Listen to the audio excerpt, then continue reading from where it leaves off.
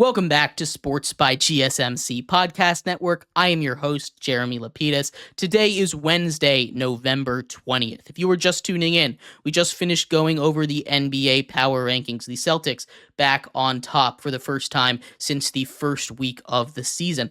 In this segment, we turn our attention back to college football. A playoff committee has just come out with their third rankings of the season. We'll go from 25 to 1, talk about what I like, what I don't like about it, and where I think they were absolutely right and wrong. But before we get into that, remember, if you would like to be an even bigger part of the show than you already are, all you need to do is go to gsmcpodcast.net. Or if you are on YouTube, you can use that super chat feature. If you do either of those two things, a message should pop up on the bottom of the screen for you, me, and everybody else around the world to see.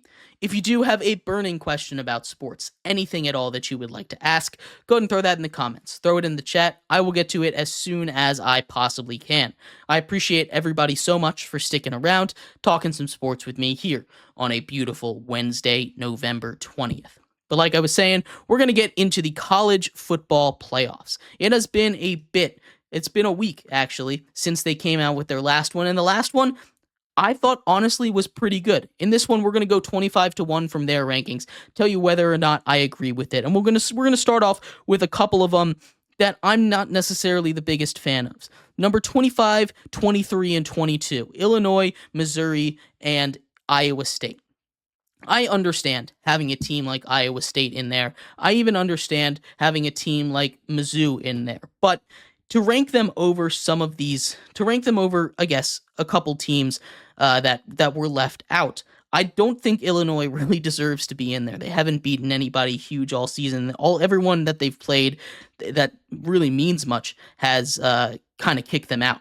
UNLV, I like UNLV. I think they're a team that maybe should be ranked, but they did lose to a Syracuse team that's not ranked, and I think Syracuse deserves to be ranked as long as UNLV is ranked at 24. I don't think Missouri deserves to be ranked at all. That's been an issue I've had since all of these rankings came out.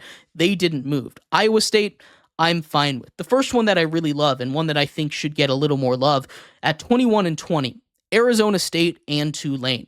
Both of those teams, I think, deserve a little more love than they're getting right now. Arizona State has played a really, really tough schedule this season, and they deserve to be higher ranked than an Army team. At least they're the highest ranked they're the highest ranked team that previously wasn't rated. Big fan of that, but still would like to see them a little bit higher. Tulane, another team I'd like to see a little bit higher. A group of 5 team, arguably the best group of 5 team. I definitely think they're better than Army. Army, who's ranked 1 ahead of them in the American. Those two are the teams that will be playing for the American title. Maybe that game will decide who gets in out of the group of 5. Continuing up this list, South Carolina and Clemson are back-to-back. I think South Carolina is a better team than Clemson. Their resume speaks volumes ahead of them, and I think they should be at least 1 spot ahead of them there. Colorado at 16, I think deserves a little bit more love. I'm a big fan of this Colorado team. What Deion Sanders, what Coach Prime has done down there is not getting, I won't say enough coverage, but not getting enough love. They're getting plenty of coverage over there. It's Deion Sanders. Texas A&M at 15. I don't have any issues with. This is where my first huge issue comes in, and it's the ranking of 13, 14, and 12, right? 12 is Boise State. That's fine. I like this Boise State squad. They get a huge win, a huge kind of comeback win. I don't mind them being at 12. My concern is between SMU and BYU. We saw that game. We saw what happens when they played each other. BYU won that game. And I know you can't respect head-to-head 100% of the time. I know you can't. But when you're taking a look at directly next to each other, these two teams, especially when it doesn't conflict with other things, you simply cannot put SMU right ahead of BYU. BYU is a team that straight up beat them in week 1 of the season. And now you have it so that SMU is just 1 spot ahead. I understand if SMU is 2 spots ahead. That's fine. But 1 spot, you have to fix that. You have to flip them. That's my big problem there. 11 is Tennessee, and they're the first team out based on that playoff bracket. Tennessee is that 5th SEC squad, and you can make your arguments talking all about, hey, there should be 5 SEC schools in. The only way that's going to happen is if Notre Dame loses, because you're not getting a team like you're not getting one of those Big Ten teams out, I don't think. There's still chaos going on. We don't know what's going to happen in the next couple of weeks in college football, but as it stands right now, I think they got the right SEC team out. Tennessee is the odd man out for me in my rankings, and I think they made the right decision by making Tennessee that odd SEC team out. But what this also means is that Boise State has a first-round bye. Boise State, a group of 5 school, and I'm a big proponent of the group of 5. I love the group of 5. I went to James Madison, one of the top group of 5 programs. If you can get group of 5 love, give me all the group of 5 love, right? Huge fan of that. But to put them as the number 4 seed and getting the bye, I think does throw a little bit into question. I think even though the Big 12 has kind of cannibalized itself, if you were being real with yourself and you put Colorado on the same field as Boise State, do you really think Boise State would win that game? I think Colorado is the best team in the Big 12, which is why I say Colorado and not BYU.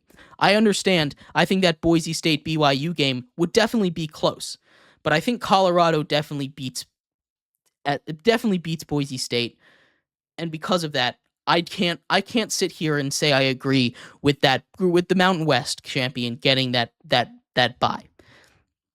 That's just me though. I know it sounds kind of power 4-ish over there. That's just how it goes in this sport. There's a reason that there's a power conference. There's a reason that this is how it goes. And I'm not trying to hate on Boise State at all. I think it's super cool that they're getting that bye, that the playoff committee is admitting, hey, maybe it doesn't just have to be the power 4 that get the top 5 seed. That is ridiculous. That is super cool and fun to see. But also, when you take an objective step back, you can't just sit here and say that, yes, Boise State, that's the one. That's the one that is unmistakably better than anybody in the Big 12. And that's my biggest gripe with this. Outside of it, I thought they did a pretty good job. The top 5 stayed the same.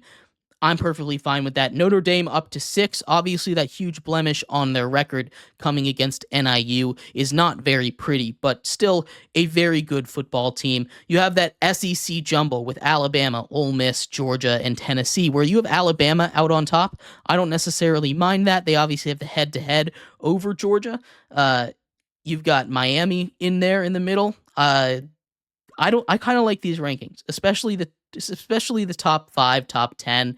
I don't mind it. I think they got the right teams in the playoffs. I just don't love the order right now. We will see how much changes. For now, the first 2 teams out, SMU the second team out once again, and that 5th SEC school is the first team out. This time it's number 11, Tennessee. Chaos will continue to go, and I know everyone in the SEC wants there to be 5 teams, and you can make a good argument for why there should be 5 teams.